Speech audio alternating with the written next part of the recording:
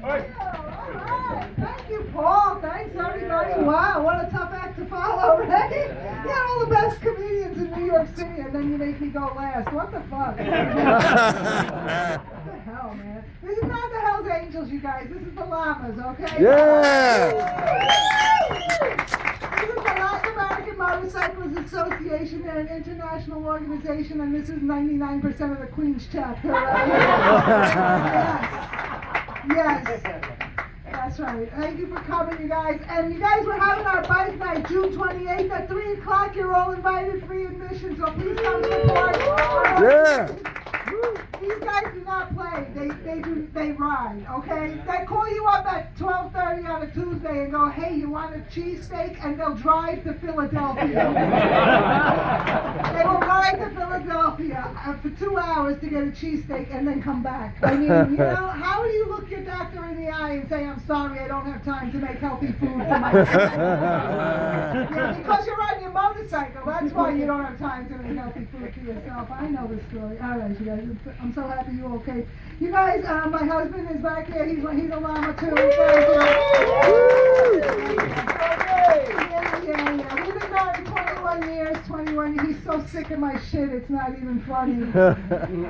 He's up to here with me, right? I know he wants to be with a young woman who's more, you know what I mean? More, you guys know what I mean. More amorous. Let's say amorous. I know he wants to be with a young woman. I don't care. I want to be with a young man. I want to be with a young man still allowed to eat salt.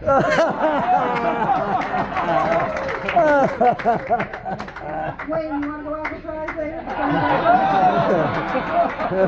Before your girlfriend moves in, before she moves in. Wayne's hilarious. Wayne took over my old mic, right, Wayne? Yeah. Took an ass down there at the Phoenix bar, right? How many gay guys tried to fuck you so far? Yeah. That's why women like that, Mike. We were safe in that. No one gave a shit about us. We could go walk around with our titties out. Nobody would have noticed. Oh my God, I'm married. Right? Nobody would have given a shit. You could have your titties out in that place. You could have more than that out in that place. Gotta be careful. Don't sit on the furniture without your underwear on. That place was so gross, right? Oh yeah, he's a Phoenix bar. Remember when that guy left his gun in the bar? Remember that? Yeah. He was a cop. He came to the mic and got so fucking drunk. He left his gun on the sink. I know, there's no punchline for that because nobody was shot. So. It's only funny if somebody gets hurt, I guess, right? It's not funny if nothing happened, you guys. Married a long time, you have to get married when you live in New York, you know, you have to. I mean, you know, you need somebody to sit in the car while you bring the groceries upstairs. That's for sure, you know, there's nowhere to park, so for sure you gotta get married. When you get married in New York, it's like getting a rent-stabilized apartment, right? First you're like, oh my God, this is great! Right? Then a year later, you're like, I'm never getting out of this till I'm dead. Living in New York, man.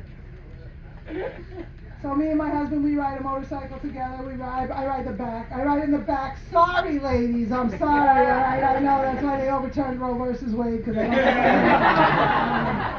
know. That's what the militant dykes told me. I'm sorry. I don't know why I gotta be roadkill for other women to get their rights. Why? What has one got to do with the other? Nothing. I ride in the back, and we love to ride. That's why we don't have kids, you know. You know, you can't put a baby seat on a Harley. Well, you can, but the baby keeps flying out. So annoying. And adds to your travel time. Hey, what a pain in the ass. And I'll tell you something else. I've tried everything. Ajax, Clorox, Comet. Nothing gets gravel out of a baby.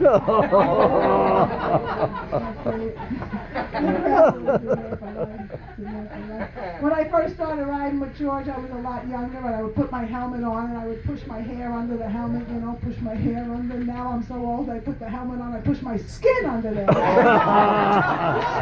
Flappy skin. Push it in there. Disgusting.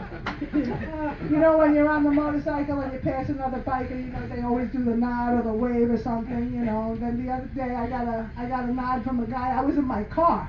And I got a nod from a guy on a Harley. I was like, wow, I look like a biker. And I was like, damn, I look like a biker.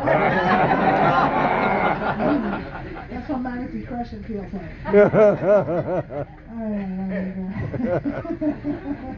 Anyway, we're never going to break up, you know why? Because bikers never divorce their old ladies. They just take you for a ride on a real bumpy road.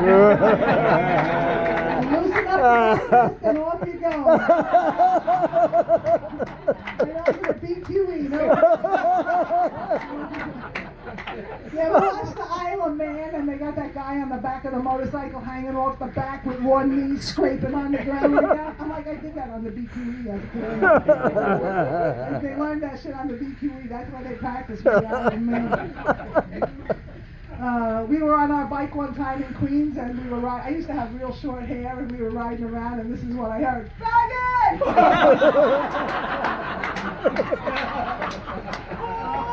Like, are we in Alabama? What the fuck happened to us? Where are we? I turned around, it's a boy. He's like 14 years old. When he saw me, he was so embarrassed because he realized I wasn't a dude. Little hateful little asshole, right? I told my husband, turn the bike around, I could take it.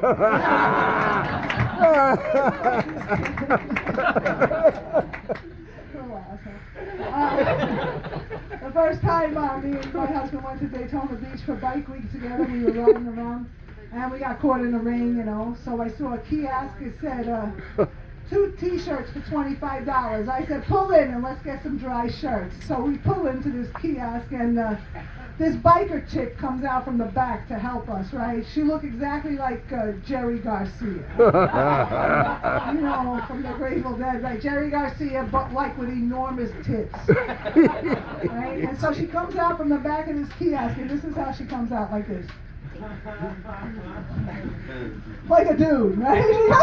She comes waltzing out like that, and she walks right up to me, and she goes, I'm going to measure your old man and make sure he gets a good fit. It's a t-shirt. I go, what about me? You're an extra large. So she takes out this tape measure. We weren't even married yet at that point. She takes out this tape measure and she wraps it around my chunky little husband, right? And she mashes those Jerry Garcia boobs all over. And I look at my husband's face, right? He's smiling. It looks like his face is going to split into like 2 pieces. I go, George, is that like the best t-shirt you ever bought in your life? He goes, I'm coming back tomorrow for pants. I'm leaving it right there. It don't get no better. Thanks so much for coming.